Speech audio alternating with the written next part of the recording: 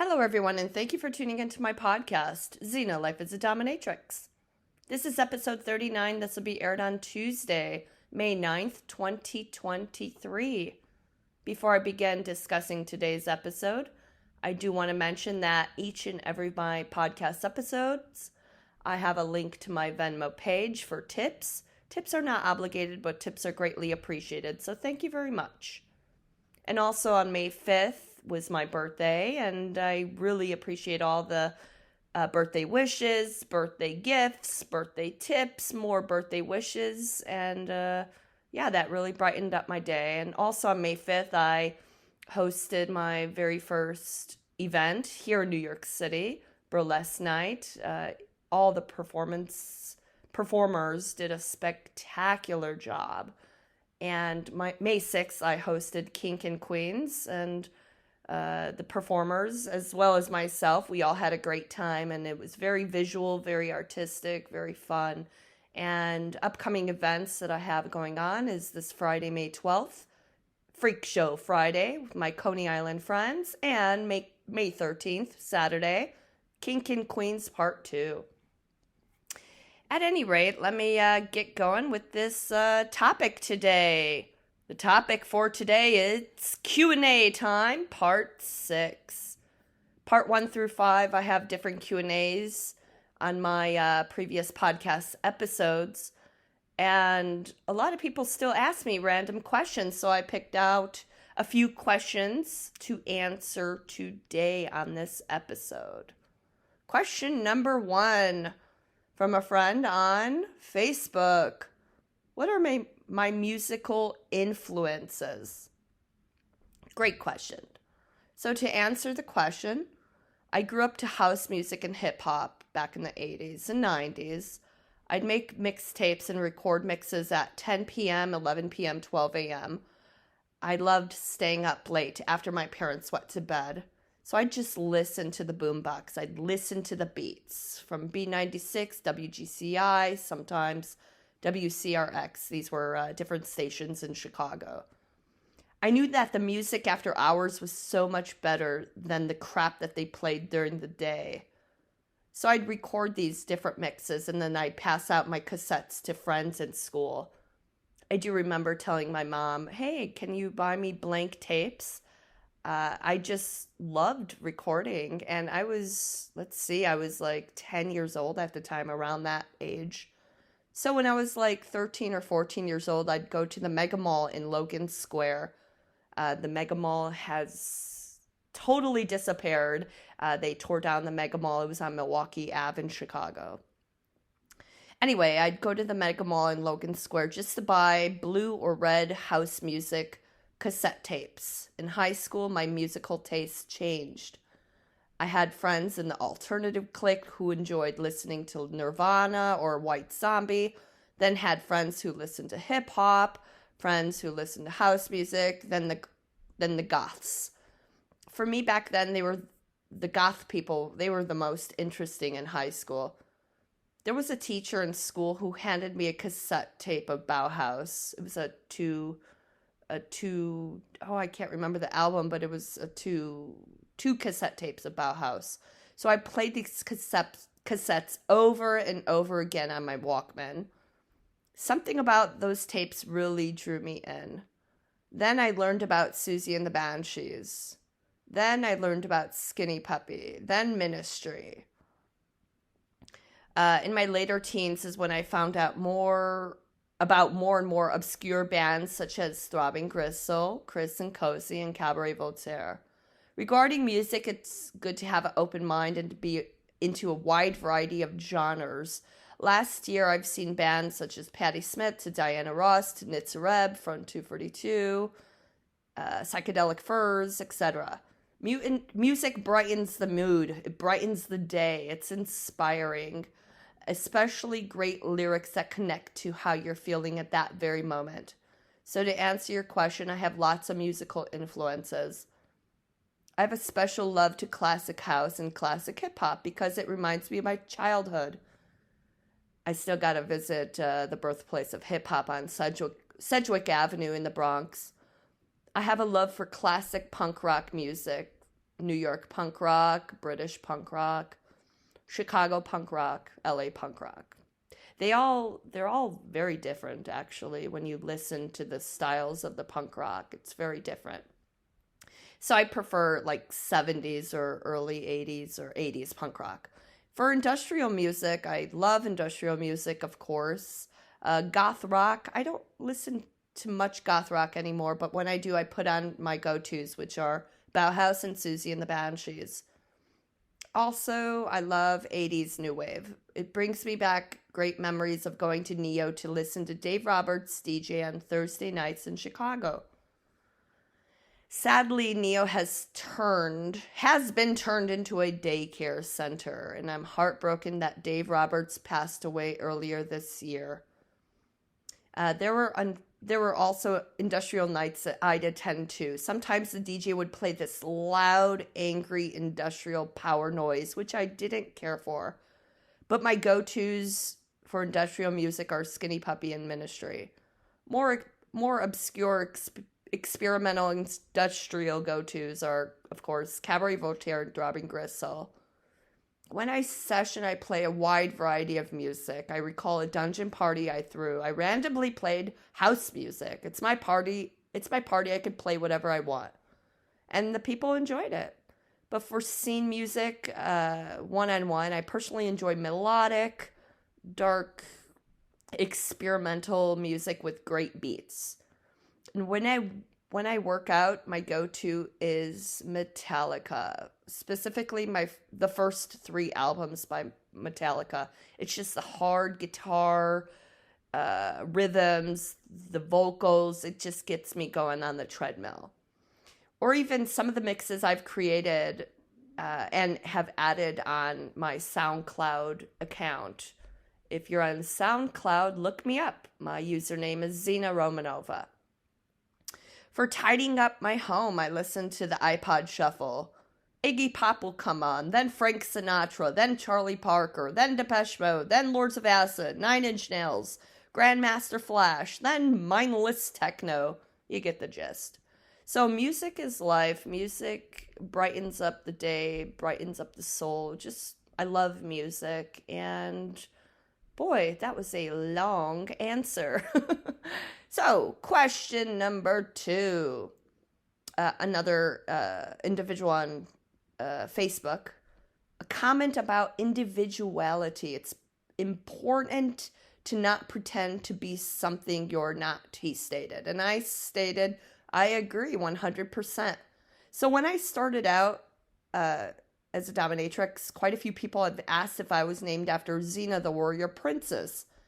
The answer is no. I think that the character is beautiful, but I wasn't named after her. Regarding individuals, it's good to be your own self. Very important. Example of individuality is someone who deliberately breaks away from their original culture to belong to one that more accurately fits their worldviews. Embracing our individuality is essential for personal happiness.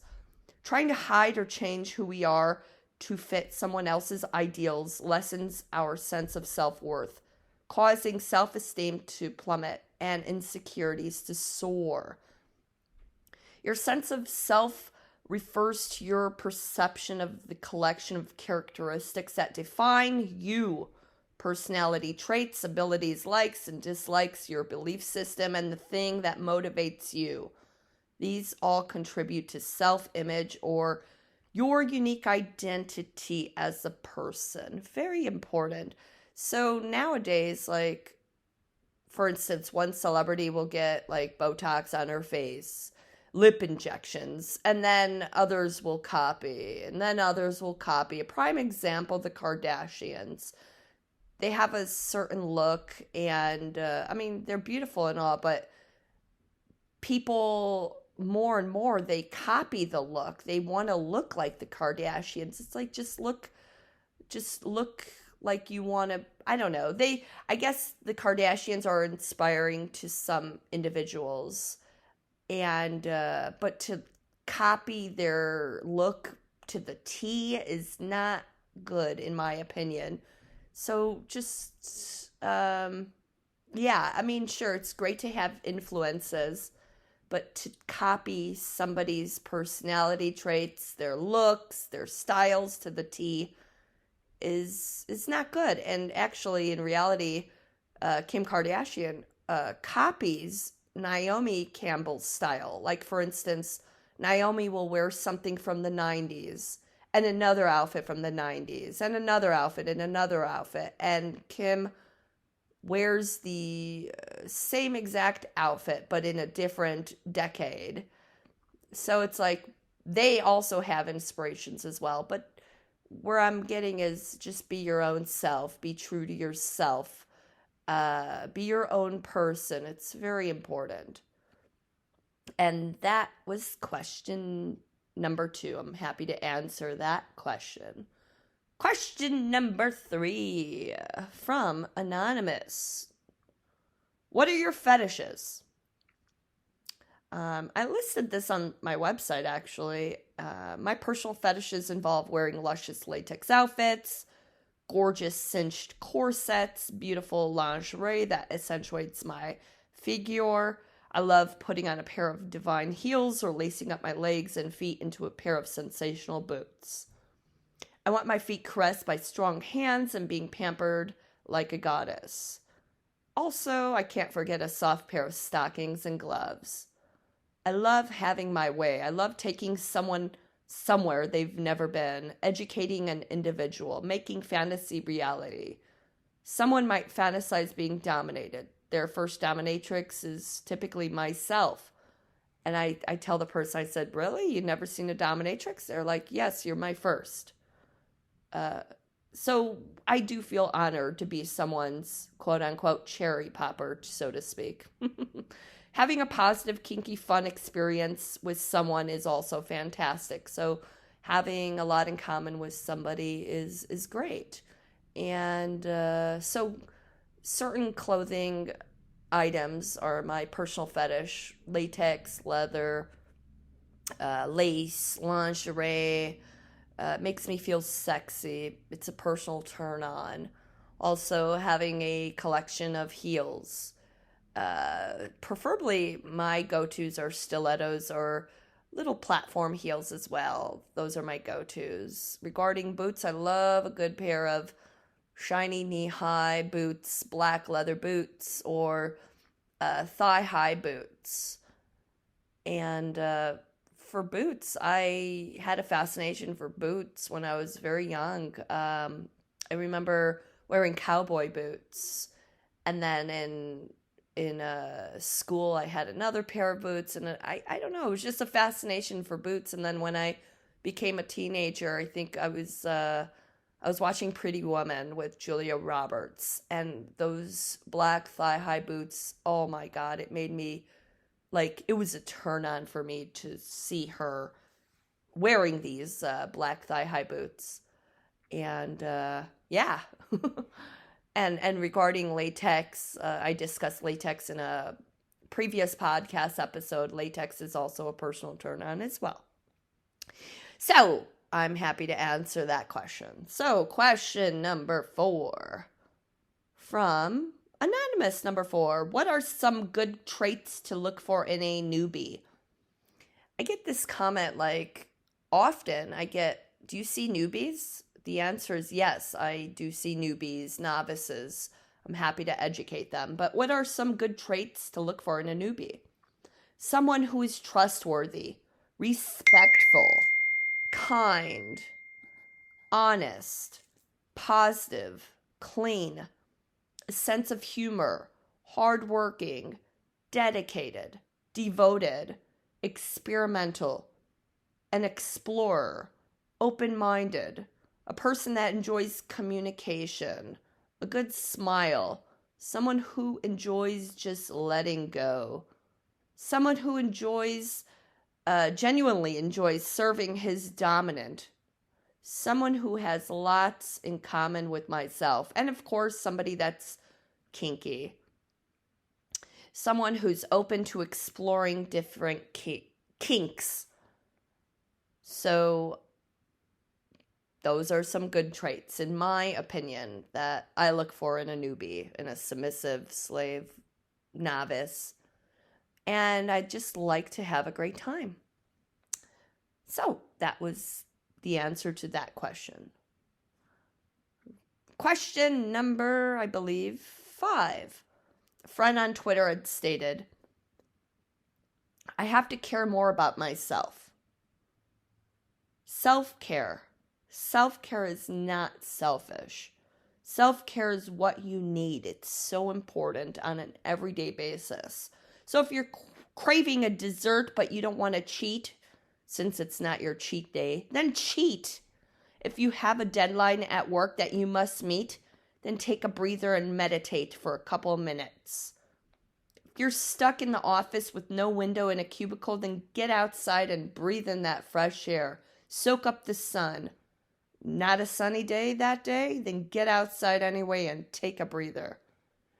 Meditation is so good for the mind and body.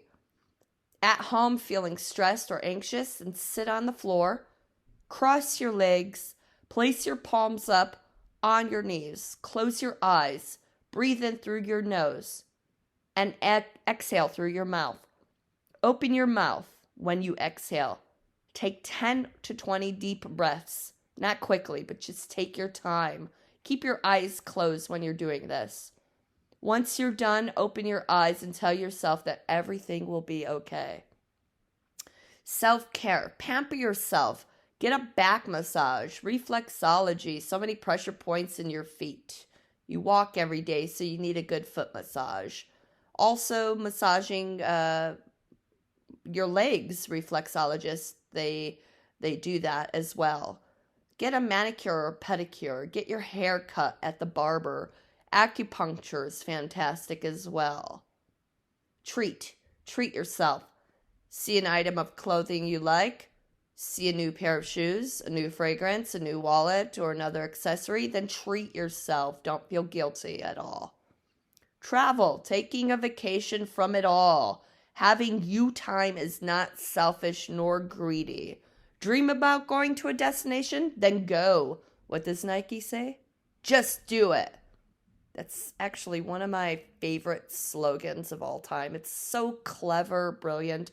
Actually today walking, this guy just wore a white t-shirt and in black letters on his t-shirt, it just says, just do it. And then the famous Nike swish. And it's a great motto. And think about that every day. Pamper yourself every day. Self-care is super important. And sometimes people forget how to treat themselves or care about themselves or love themselves. Never forget. Remember, you come first. All right. Next question. I get this question a lot.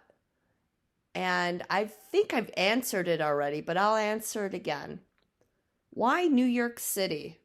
Again, you guys? Come on. All right, let me explain again for the 100th and something time. Why New York City? It's lively, it's booming, it's exciting, it's not boring, it's vibrant, it's multicultural. So much culture here, so much history here. It's unpretentious. People become whoever they want to be without being judged. It's an artistic city, a musical city, a foodie city, beautiful architecture city. It's a walking city. You don't need a car. You could walk for miles with comfy shoes on, of course. You could take the train everywhere. There's so much to see, so much to do. There's never a dull moment. Every day you see something new. The people here are cool. They're interesting, artistic. It's a certain attitude, a certain New York attitude. Everybody has a chip on their shoulder. You might see something that you've only seen on Instagram or TikTok, and you've seen it in real time. Being here, it's like a dream. I've been in Chicago for 36 years. Don't get me wrong, I love Chicago, but it was just time for me to move on. In 2015 is when I was talking about moving. In 2016, I thought of where I'd move, New York City or Los Angeles. New York City was on top of my list. I think also in the past when I'd travel to New York City, I'd have positive experiences and I'd have a great time, and I would never want to like go back to Chicago. I just wanted to stay. It was like an instinct for me. So in 2017, I visited New York City twice. I thought, how am I going to make this work? I want to move here. How am I going to do it? Then I thought, wait a minute, everyone else is doing it. So can I. Living the life in New York City. Why can't I? So in 2018, instead of fantasizing about living in New York City, I made it a reality. There are pros and cons to every city. The cons here, well, it's expensive. If you live in a small space, it can be even pricey. So for instance, let's say you live in a 1,500 square foot apartment in Chicago. The price would be $2,000 a month. Here, $2,000 a month will get you maybe a studio with a teeny tiny kitchenette and a teeny tiny bathroom. No bedroom. So, yeah, it's a lot to sacrifice for sure. So if you like space, a big space, and you like to pay a lot less, then there's that option of having like roommates as well to split the cost of rent here in New York City. But anybody can do it really. But yeah, the cons here, it's expensive. It can be pricey. Even the food meals, like sometimes I'll compare prices to Chicago to New York City. I'm like, damn, I could see the price jump. Like for instance, let's say I want like 2 tacos and it'll be $10 here. 2 tacos in Chicago would be $5. So it's like kind of double the price. Another con, there's lots of litter on the street, which I find repulsive. Garbage on the streets since there's no alleys. Sometimes there's issues with the trains and the signals at night, especially. So when there's an issue, then I'm like, okay, I'm just going to, get out of this subway and go above ground and call an Uber. Also, it could be overwhelming living here as well. Let's just say that there's 2 different club nights that you want to attend and you have to pick one. So you just got to pick one. Or there's so much going on, so much entertainment that you can't be at 2 places at the same time. You just got to pick one. Also, Ubers at night can be costly. So I also compare the prices of Ubers here compared to Chicago. In Chicago, it's a lot cheaper, to be honest. And regarding car, like, you don't need a car. There's accessibility to train stops everywhere. Like, if you live in Queens and you want to go to the city, you just go to the city. Boom, you hop on the train. Or you want to go from Queens to Brooklyn. Boom, you hop on the train. You go from Queens and then you go through the city and then you end up in Brooklyn. Or you want to end up in the Bronx, go to the Bronx. So you could go everywhere, which is so great. And regarding cars, there's no parking in Chicago. There's no parking here. And it's just a pain in the ass to park. And I'm like, fuck that. I don't need a car. I'll just take the train or Uber everywhere. And it's just so much simpler for me, in my opinion. Rat problems. That's a huge con here as well. I recall being in a neighborhood in Brooklyn. I won't say which neighborhood. But at night, there were lots of garbage on the street because there were lots of restaurants on the street. Then I saw a rat, then another rat, and another rat. I probably seen about 10 rats within 2 minutes. And it was about like 12 a.m., 1 a.m. I was with my friends. And I'd jump. They wouldn't run through my legs, but I would just jump. And it just startled me because they run so fast. I mean, they're scared of humans. But it's like an everyday thing. You just see a rat and you just move on. And for those who have never traveled here, do it. Check it out. There's lots of entertainment. I typically avoid Times Square unless I'm going to a Broadway show, but I wouldn't suggest staying in Times Square. I would suggest staying downtown or in the Village. The hotel prices can vary, or staying with a friend, or staying in a hostel or an Airbnb. There's so many options. You just got to go with your budget and check out the entertainment. There's something going on here each and every day. It is fascinating. It's mind-boggling. It's exciting. It's vibrant. It's, yeah. I think I said it all. So those are the reasons why I left. Well, I mean, I have more reasons why I left Chicago. I just fell out of love of Chicago. And I'm like, okay, I've been here forever. I've never moved anywhere else. I always lived in the city of Chicago. When I'm asked, oh, Chicago, where are you from in Chicago? And I state my answer, and people will say, oh, you're really from Chicago. And then there's some people that will state, yeah, I'm from Naperville, or I'm from Elmhurst, or I'm from Aurora, or Joliet. It's like, no, that's not Chicago. Those are suburbs of Chicago. So when I'm proud of being from Chicago. I'm proud. I will love Chicago. It's in my heart. It's in my DNA. I love Chicago. It's where I'm from. It's my birthplace. It's where I grew up. I have so many memories of Chicago, happy and sad and angry and exciting, and yeah.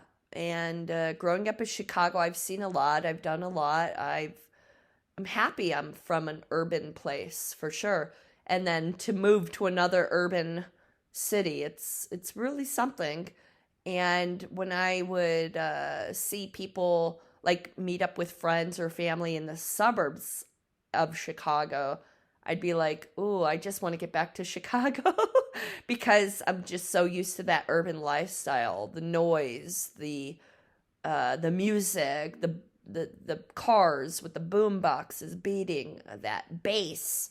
That's what I'm used to, the noise. So being in the suburbs, it was just too quiet. Like, for me, it's just too quiet for me. And I'm not used to that. So from moving from one city to another, some people do ask, what the differences are compared, Chicago to New York City. Well, Chicago's cleaner. Chicago has a better taco, better hot dog, although I don't eat the hot dogs at all, but they do have a better hot dog. Pizza, I would say New York City pizza is better. New York City tacos, I don't care for that much. I mean, there's some good taco places here, but you can't beat Chicago tacos for sure. So I like to compare prices and food and culture, and both cities are definitely multicultural. Both cities have people from throughout the world living in them. Here, I hear like at least 5 different languages each and every day. Here, I smell weed in the air every day, which I'm just not a fan of, but I just deal with it. Here, I see more rats.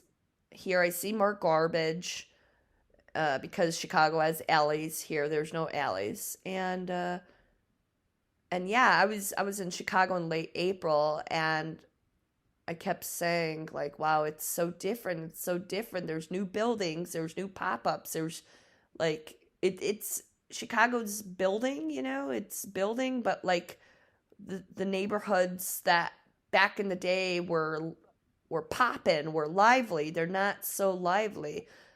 And, like, for instance, okay, so, for instance, like, the West Loop. The West Loop was super lively compared to where I was staying in late April, which was River North. And, yeah, so West Loop, oh my goodness. So, like, Randolph, Fulton Market. It's so different. It's so lively. A lot of people out. And I just remember in the late 90s, going to like warehouse raves in the late 90s in the West Loop, and the building totally gone where it was. I think it was somewhere on Randolph.